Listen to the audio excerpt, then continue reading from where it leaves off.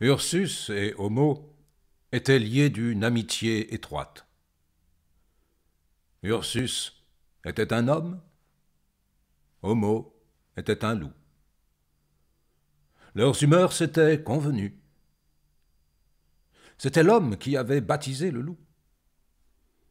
Probablement il s'était aussi choisi lui-même son nom. Ayant trouvé Ursus bon pour lui, il avait trouvé Homo bon pour la bête. L'association de cet homme et de ce loup profitait aux foires, aux fêtes de paroisse, aux coins de rue où les passants s'attroupent, et au besoin qu'éprouve partout le peuple d'écouter des sornettes. Ce loup, docile, était agréable à la foule. Voir des apprivoisements est une chose qui plaît. Ursus et Homo allaient de carrefour en carrefour, de place publique en place publique, de pays en pays, de comté en comté, de ville en ville. Un marché épuisé, ils passaient à l'autre. Ursus habitait une cahute roulante. Une cahute roulante qu'Homo traînait le jour et gardait la nuit. Dans les routes difficiles, dans les montées, quand il y avait trop d'ornières et trop de boue, l'homme se bouclait la bricole au cou et tirait fraternellement côte à côte avec le loup. Ils avaient ainsi vieilli ensemble. Ils campaient d'aventure dans une friche, dans une clairière, à l'entrée des hameaux, aux portes des bourgs, dans les halles, sur la lisière des parcs, sur les parvis d'église. Quand la carriole s'arrêtait dans quelque champ de foire, quand les commères accouraient, quand les curieux faisaient cercle, Ursus pérorait. Homo approuvait. Homo, une sébile dans la gueule, faisait poliment la quête dans l'assistance. Les gentillesses du loup contribuaient à la recette. Ils gagnaient leur vie. Le loup avait été dressé par l'homme, ou s'était dressé tout seul. Surtout, ne dégénère pas en homme, lui disait son ami. Le loup ne mordait jamais, l'homme quelquefois. Ursus était un misanthrope, et pour souligner sa misanthropie, il s'était fait battleur. Pour vivre aussi, car l'estomac impose ses conditions. De plus, ce battleur misanthrope était médecin. Médecin, c'est peu. Alors Ursus était aussi ventriloque. Il copiait à s'y méprendre l'accent et la prononciation du premier venu. À lui seul, il faisait le murmure d'une foule. Il reproduisait toutes sortes de cris d'oiseaux, tous voyageurs comme lui, de façon que, par instant, il vous faisait entendre une place publique couverte de rumeurs humaines, ou une prairie pleine de voix bestiales. Ursus était enclin aux explications singulières. Il regardait dans la main des quidams, ouvrait des livres au hasard et prédisait les sorts. Enseignait qu'il est dangereux de rencontrer une jument noire, et plus dangereux encore de s'entendre, au moment où l'on part pour un voyage, appelé par quelqu'un qui ne sait pas où vous allez. Et il s'intitulait « Marchand de superstition ». Il avait l'air d'y croire. Ursus, médecin, guérissait. Il tirait parti de la profonde puissance qui est dans un tas de plantes dédaignées, qui, arrachées par le bas, sont un purgatif, et arrachés par le haut, sont un vomitif. Il avait des recettes. Il guérissait les brûlures avec de la laine de salamandre. Il possédait une cornue et y faisait de la transmutation. On racontait de lui qu'il avait été jadis un peu enfermé. On lui avait fait l'honneur de le prendre pour un insensé, mais on l'avait relâché, s'apercevant qu'il n'était qu'un poète.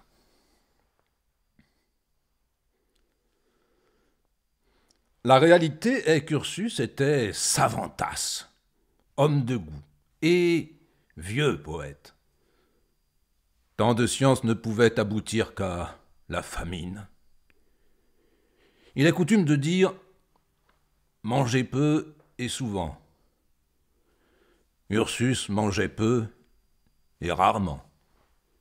Mais c'était la faute du public, qui n'affluait pas toujours et n'achetait pas fréquemment. Il disait alors « Le loup est consolé par le hurlement, le mouton par la laine, la femme par l'amour, et le philosophe par les mots. » Au besoin, il fabriquait des comédies qu'il jouait à peu près. Cela aide à vendre les drogues. Ayant le désir de ne voir personne et le besoin de parler à quelqu'un, il se tirait d'affaire en se parlant à lui-même. Quiconque a vécu solitaire sait à quel point le monologue est dans la nature. La parole intérieure démange. Parler tout haut et tout seul, cela fait l'effet d'un dialogue avec le Dieu qu'on a en soi. Il s'interrogeait et se répondait. Il se glorifiait et s'insultait. On l'entendait de la rue monologuer dans sa cahute. Les passants, qui ont leur manière à eux d'apprécier les gens d'esprit, disaient « c'est un idiot ». Oh, il s'injuriait parfois. Mais il y avait aussi des heures où il se rendait justice. Tête à tête, de lui-même, avec lui-même, dans lequel un loup fourrait gentiment son museau.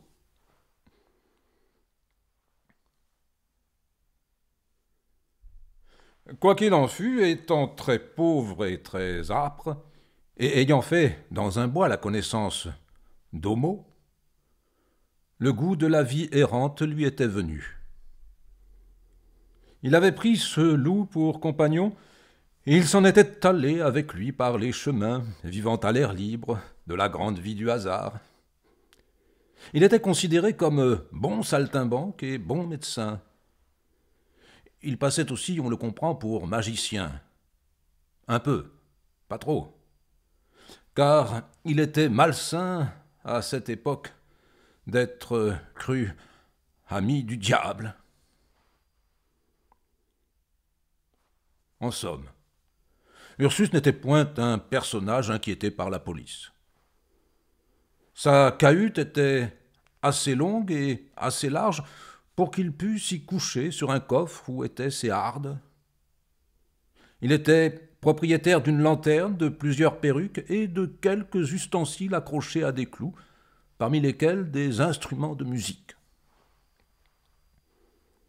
Il possédait en outre une peau d'ours, dont il se couvrait les jours de grandes performances. Il appelait cela se mettre en costume. Il disait « J'ai deux peaux, voici la vraie », et il montrait sa peau d'ours. La cahute roulante était à lui et au loup. Outre sa cahute, sa cornue et son loup, il avait une flûte et une viole de gambe, et il en jouait agréablement. Il fabriquait lui-même ses élixirs. Il tirait de ses talents de quoi souper, quelquefois. Il y avait, au plafond de sa cahute, un trou par où passait le tuyau d'un poêle de fonte contigu à son coffre, assez pour roussir le bois. Ce poêle avait 2 compartiments. Ursus dans l'un faisait cuire de l'alchimie et dans l'autre des pommes de terre. La nuit, le loup dormait sous la cahute, amicalement enchaîné. Homo avait le poil noir et Ursus le poil gris. Son acceptation de la destinée humaine était telle qu'il était à la fois indigné et résigné. Il n'était pas grand, il était long, ployé et mélancolique. C'est le tassement de la vie. La nature l'avait fait pour être triste. Il lui était difficile de sourire. Et il lui avait toujours été impossible de pleurer. Il ne souriait pas, mais il riait, parfois d'un rire amer. Ayant tiré à clair ceci que la vie humaine est une chose affreuse, et la mort une délivrance, quand on lui amenait un malade, il le guérissait. Il avait des breuvages pour prolonger la vie. Quand il voyait un pauvre mourant de faim, il lui donnait tout l'argent qu'il avait sur lui en grommelant « Vie misérable, mange, dure longtemps, ce n'est pas moi qui abrégerai tes souffrances. » Après quoi il se frottait les mains et disait « Je fais aux hommes tout le mal que je peux. » Homo n'était pas le premier loup venu. À son appétit de nèfles et de pommes, on l'eût pris pour un loup de prairie. C'était un loup végétarien. Sa longueur était de 5 pieds, ce qui est une belle longueur pour un loup. Il était très fort, il avait le regard oblique, ce qui n'était pas sa faute. Il avait la langue douce, et il en léchait parfois Ursus. Il avait une étroite brosse de poils courts sur l'épine dorsale, et il était maigre, d'une bonne maigreur de forêt. Avant de connaître Ursus et d'avoir une carriole à traîner, il faisait allègrement ses 40 lieues en une nuit. Ursus, le rencontrant près d'un ruisseau d'eau vive, l'avait pris en estime en le voyant pêcher des écrevisses avec sagesse et prudence. Comme ami, Ursus préférait Homo à un chien, estimant que le loup vient de plus loin vers l'amitié. C'est pourquoi Homo suffisait à Ursus. Homo était pour Ursus plus qu'un compagnon, c'était un semblable.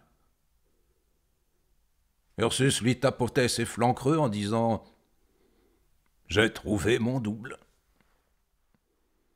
Ursus avait communiqué à Homo une partie de ses talents, se tenir debout, délayer sa colère en mauvaise humeur, bougonner au lieu de hurler. Et de son côté, le loup avait enseigné à l'homme ce qu'il savait, se passer de toit, se passer de pain, se passer de feu, préférer la faim dans un bois à l'esclavage dans un palais.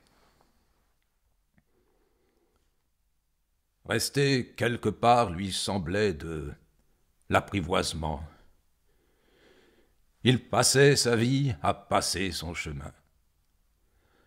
La vue des villes redoublait en lui le goût des broussailles, des épines, des trous dans les rochers. Son chez lui était la forêt.